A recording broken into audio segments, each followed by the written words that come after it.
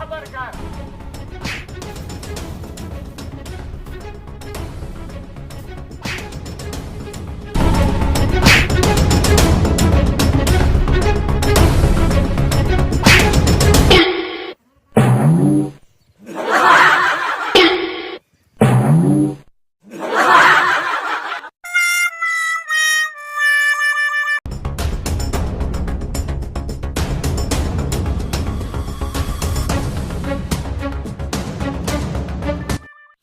गोश्त पैकिंग हो गया, अब गरीबों को तकसीम कर आता हूँ।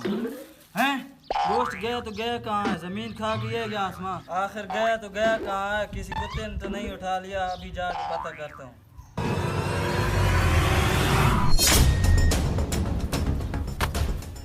जल्दी कर उस्ताद, जल्दी कर।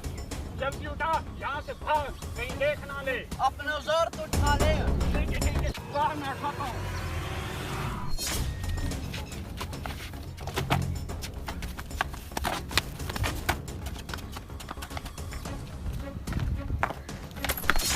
गोश्त बांटने जा रहा हूँ, मुझे भी दे दो, मैं गरीब आदमी हूँ। गोश्त बांटने ये नहीं कमी है, हम घर जा रहे हैं अपने गोश्त लेकर, हम चोरी करके तुम्हें कहाँ से दें?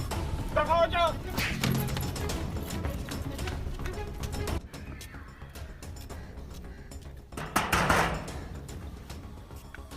भाई साहब, हमने कुर्बानी नहीं की है, हमें गोश्त ही दे दें, भूखे हैं।